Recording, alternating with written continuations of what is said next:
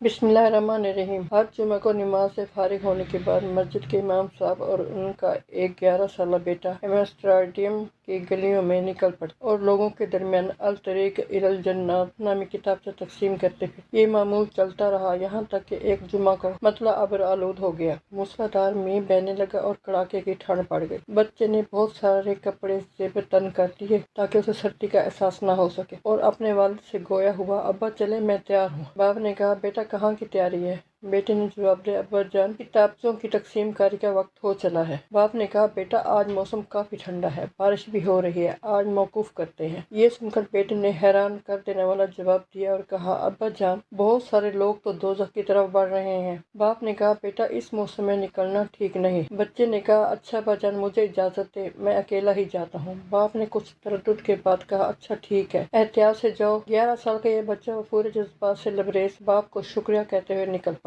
اس عمر کے بچے عموماً لڑکپن کی سرمستیاں لوٹتے ہیں، لیکن یہ ننھی سی نوخیز کلی آفاقی ذہنیت کا شکار تھا۔ راستے بھر بھیگتے بھاگتے لوگوں سے ملتا رہا، کتابچے تقسیم کرتا رہا۔ قریب 2 گھنٹے بارش میں بھیگنے کے بعد اس کے پاس صرف آخری کتابچہ باقی رہا۔ ادھر ادھر نظر دوڑائی لیکن کوئی نظر نہ آیا۔ لیکن بارش اور ٹھنڈ کے سبب شہر خاموش و محنوس، کوئی راہی نہ دکھا۔ قریب کے ایک چھوٹے سے گھر کی طرف بڑھا، سوچا کوئی ہوگا تو آخری کتابچہ اسے دوں۔ پاس پہنچا، دروازہ کھٹکھٹایا لیکن کوئی آواز نہ آئی۔ وہ برابر دروازہ کھٹکھٹاتا رہا، جانے اس کے دل میں کیا آیا کہ وہ وہاں سے جانے کا نام نہیں لے رہا ہے، اور اب کی بار دروازہ قوت کے ساتھ کھٹکھٹایا۔ کچھ لمحے بیت جانے کے بعد ایک عمر رسیدہ خاتون دروازے پہ آئی، جس کے چہرے پر حزن و افسردگی کے آثار نمایاں تھے۔ بولی، بیٹے کیا کام ہے؟ ننھا سا بچہ مسکراتے لبوں اور روشن نگاہوں کے ڈورے جھکا کر بولا، محترمہ زحمت دینے کے لیے معذرت خواہ ہوں۔ دراصل آپ کو یہ بتانے آیا ہوں کہ اللہ تعالیٰ آپ سے بے حد پیار کرتا ہے اور اس نے مجھے آپ کے پاس بھیجا ہے۔ یہ آخری کتابچہ آپ کو ہدیہ کرنے آیا ہوں۔ یہ کتابچہ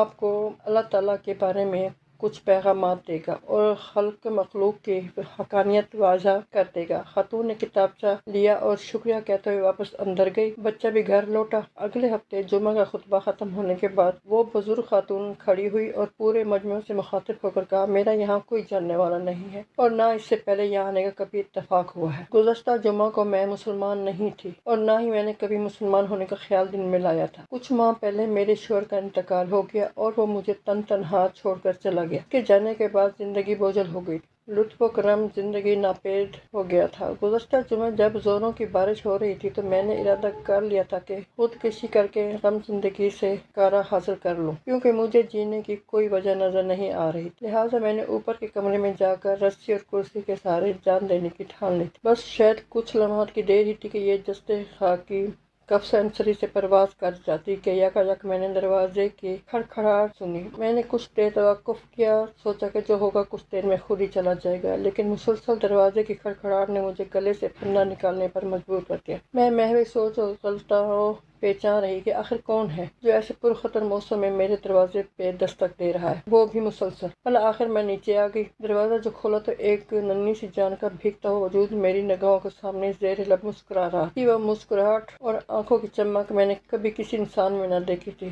اس مقدس سراپے کی وصف کشی کے لیے میرے پاس الفاظ بھی نہیں۔ اس کی زبان سے ادا ہونے والا ایک ایک لفظ گوہر نایاب تھا، بس میرے قلب و جگر کی تختیوں پر اس کے الفاظ نقش ہو گئے۔ یوں لگا کہ اب میرے مردہ دل کو کسی نے زندگی کی سوغات عطا کر دی۔ اس کا یہ کہنا کہ محترمہ میں آپ کو یہ پیغام دینے آیا ہوں کہ اللہ تعالیٰ آپ سے بہت پیار کرتا ہے اور آپ کا خیال رکھتا ہے۔ پھر اس نے مجھے یہ کتابچہ الطریق الی الجنہ جو میرے ہاتھ میں ہے دیا۔ میں نے دروازہ بند کیا اور نہ چاہتے ہوئے اس کتاب کو کھولا۔ پھر جو کتاب کو پڑھنا شروع کیا، آنسوؤں سے میری آنکھیں ڈبڈبا گئیں۔ میرے اندر ایک انقلاب برپا ہو چکا تھا۔ میں جان گئی تھی کہ اللہ تعالیٰ مجھ سے واقعتاً بہت پیار کرتا ہے۔ میں نے کرسی اور پھندا پھینک دیا کیونکہ اب مجھے سہارا مل گیا تھا۔ اب مجھے زندگی کی قیمت سمجھ میں آ چکی تھی۔ آج میں خود کو خوش قسمت سمجھتی ہوں کہ میں نے اپنے مالک حقیقی کو پہچان لیا۔